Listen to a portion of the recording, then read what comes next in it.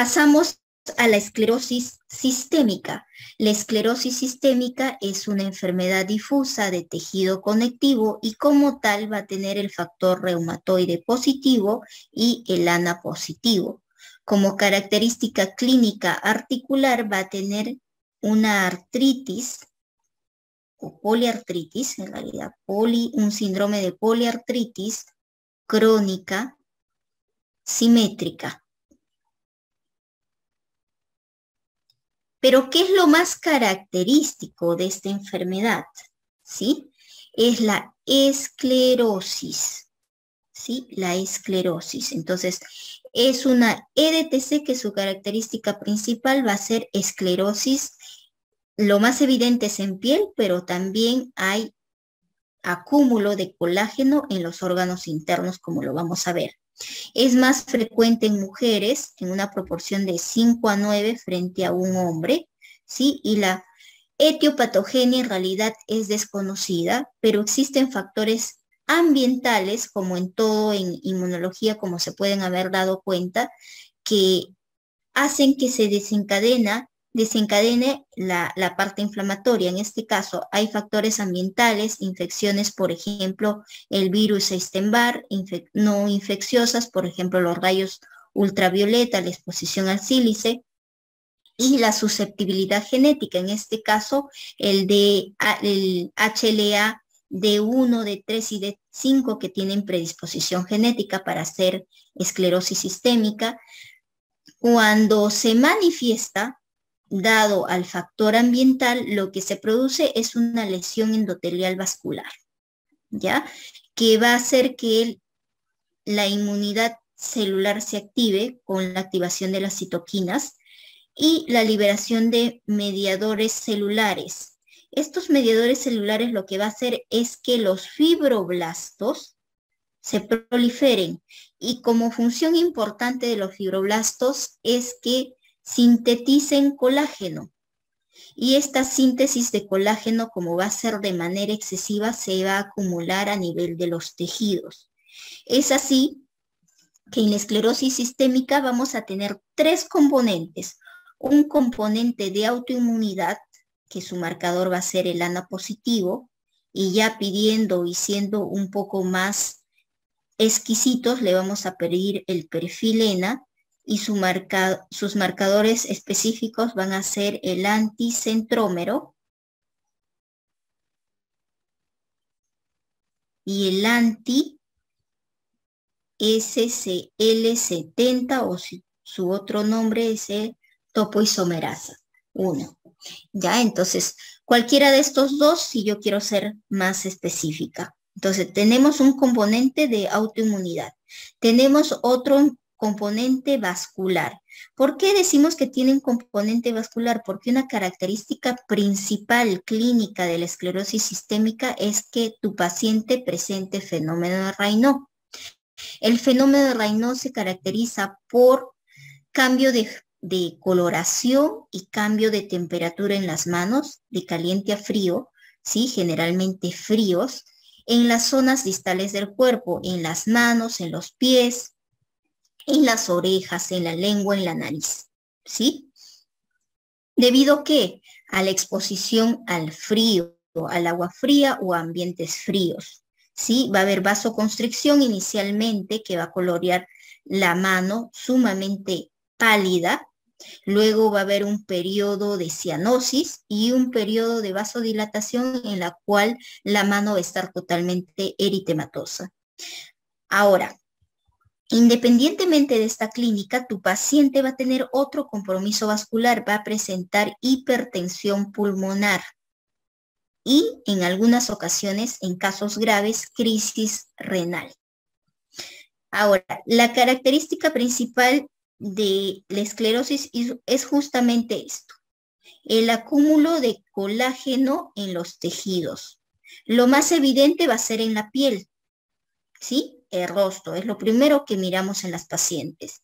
Y el rostro de esta paciente, aquí tenemos cuando llegó la paciente a consulta y cuando ha evolucionado. ¿Es la misma paciente? ¿Ustedes ven diferencias? Sí, por supuesto que sí. Miren, la piel totalmente engrosada, estirada, no hay arrugas, y aquí aún más, inclusive puede brillar la piel. La nariz de esta paciente está gruesita, está normal, pero miren, la nariz después de muchos años está perfilada, está finita, y la boca. Fíjense en la boca, los labios están gruesos y aquí los labios están totalmente delgados. Y no solo eso, no solo el grosor de los labios, sino produce microstomía, como podemos ver, observar acá.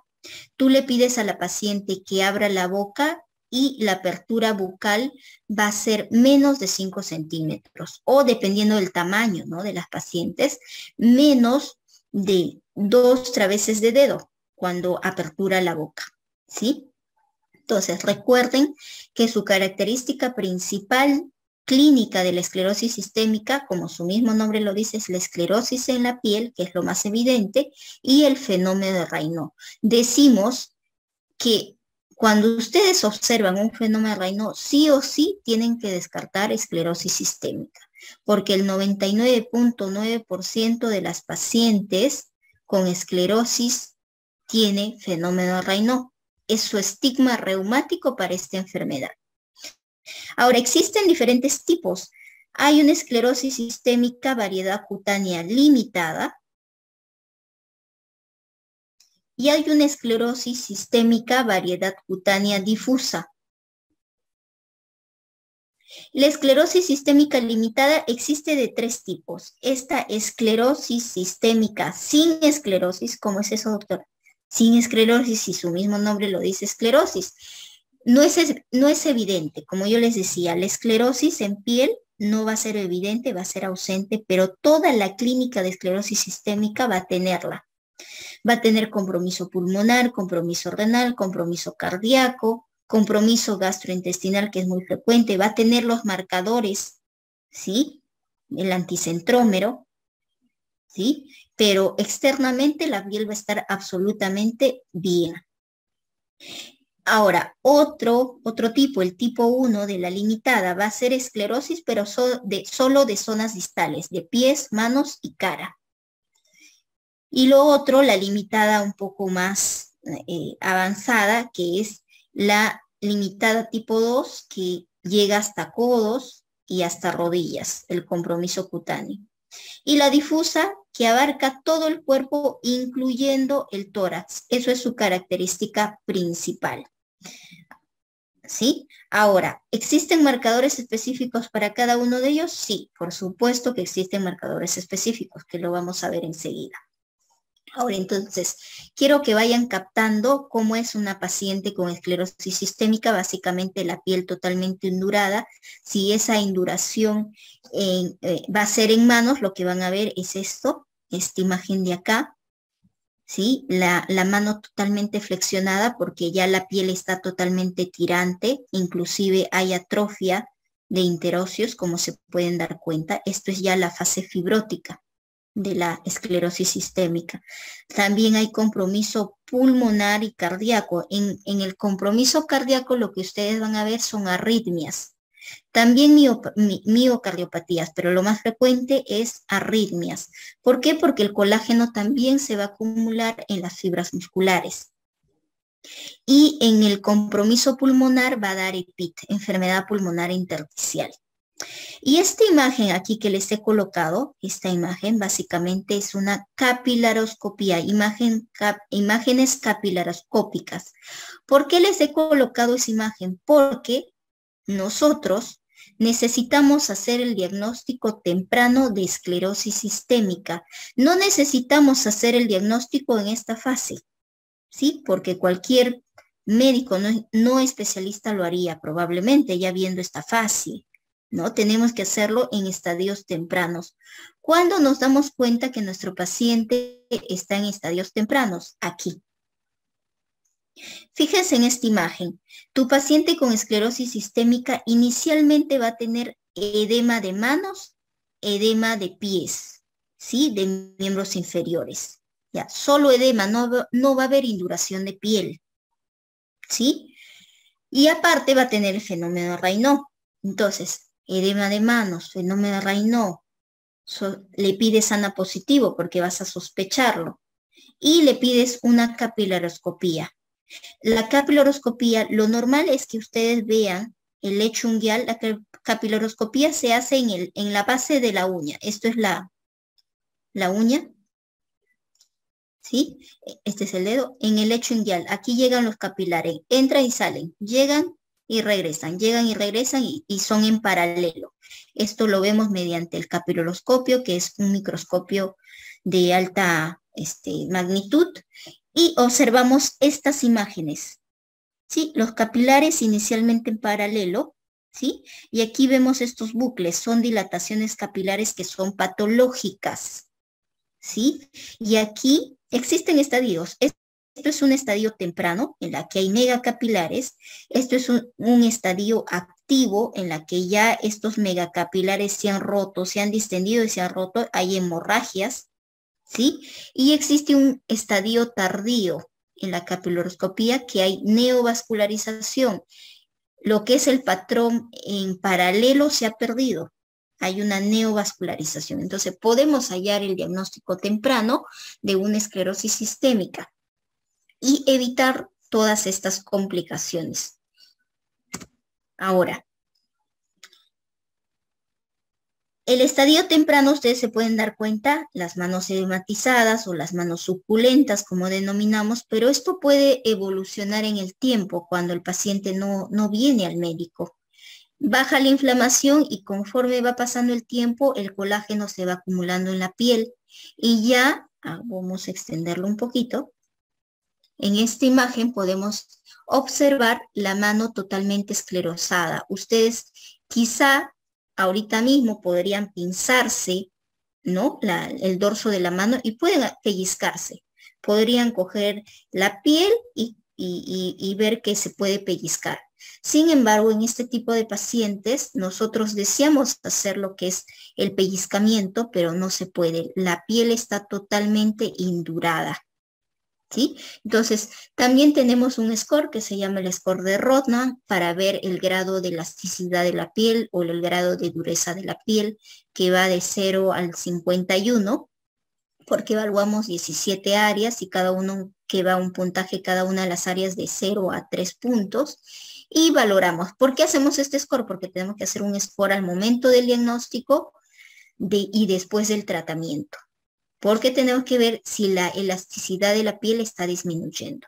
Si llegamos a tiempo en el paciente, hacemos un diagnóstico temprano, podemos evitar que se formen todas estas incapacidades, ¿sí? Porque con estas manos, tu paciente no va a poder hacer ninguna actividad, porque la mano está totalmente tiesa, dura, no puede ni flexionar ni extender.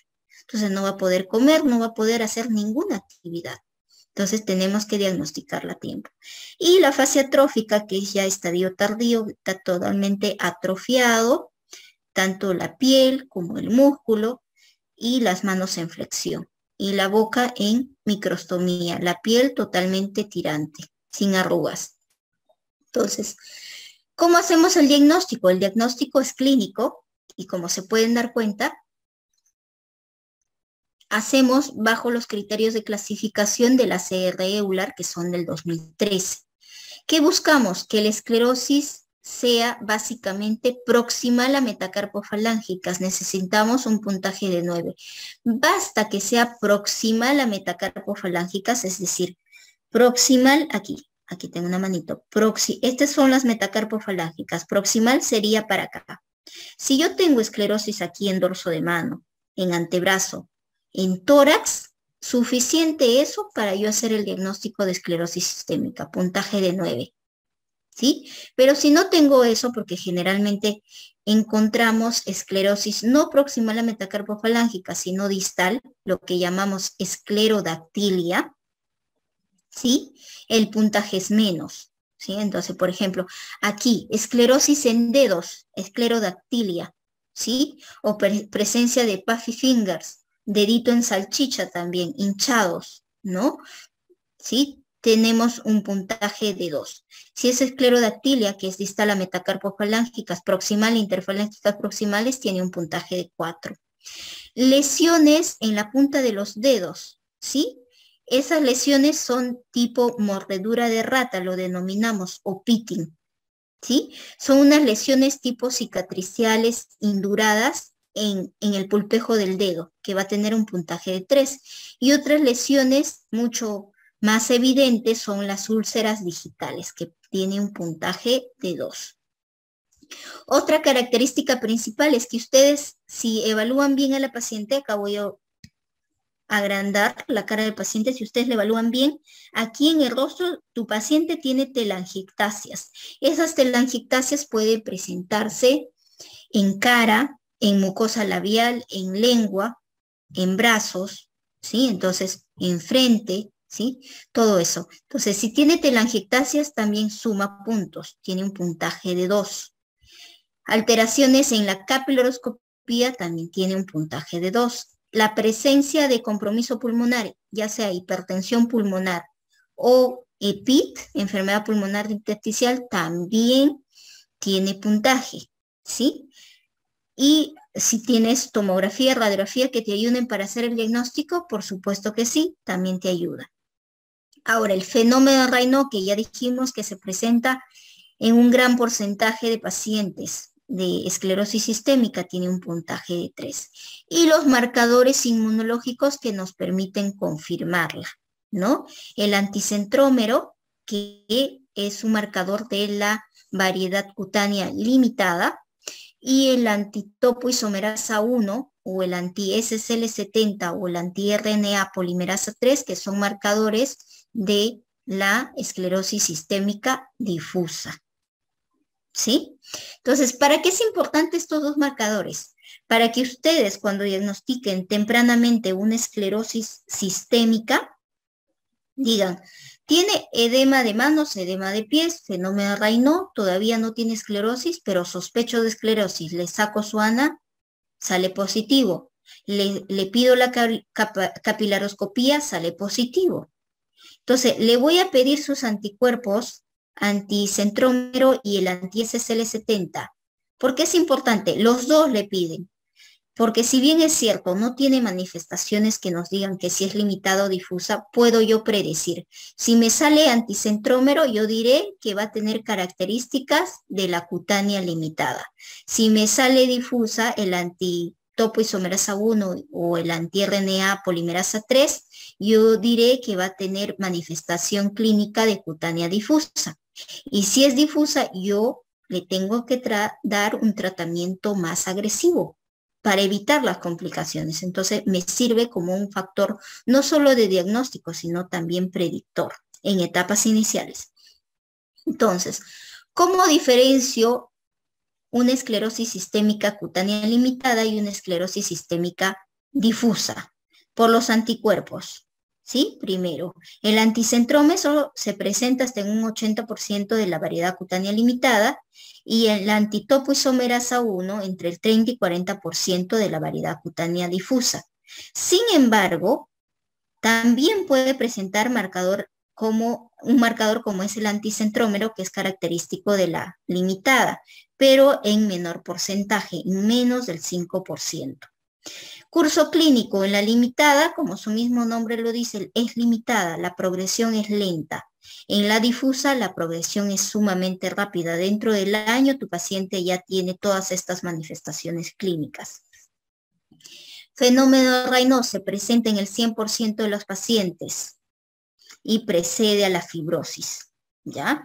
Y en la difusa, en menos de un año, ¿sí? Ya la duración del fenómeno de Raynaud tiene menos de un año y tu paciente ya está con fibrosis, tanto de los órganos como de la piel. Compromiso visceral, que puede ser pulmón, puede ser gastrointestinal, es menos frecuente y es tardío en la cutánea limitada y en la cutánea difusa es bastante precoz. Enfermedad pulmonar intersticial se da en ambas, pero más frecuente en la difusa. Igual, la hipertensión pulmonar en ambas, pero más frecuente en la limitada. Crisis renal. Si ustedes se dan cuenta, en todas las enfermedades reumatológicas, por lo menos en la mayoría, utilizamos corticoides. Una de las pocas enfermedades en la cual usamos corticoides de manera muy limitada y de manera muy específica es en la esclerosis sistémica. Casi no lo usamos. ¿Por qué? Porque el corticoide es factor de riesgo para que tu paciente haga crisis renales, hipertensiones malignas, difícil de controlar. Por eso pueden fallecer. Entonces no usamos corticoides en estos pacientes. ¿En qué pacientes tienen más posibilidad de que tengan crisis renal? En los pacientes que tienen variedad cutánea difusa.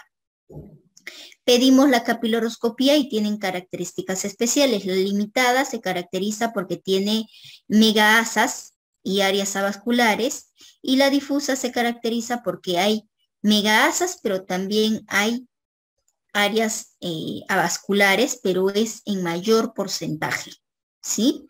Entonces, hay más áreas avasculares que megaasas. Y en esta otra hay más megaasas que áreas avasculares, ¿sí? Porque esto es mucho más avanzado y ha progresado con mayor velocidad. El pronóstico, generalmente ambos tipos de esclerosis van a tener pronóstico malo, por eso el diagnóstico tiene que ser temprano.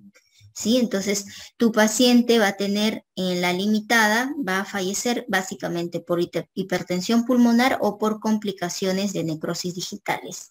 Y en la cutánea, básicamente por el compromiso pulmonar y cardíaco, ¿ya? Compromiso de órganos vitales.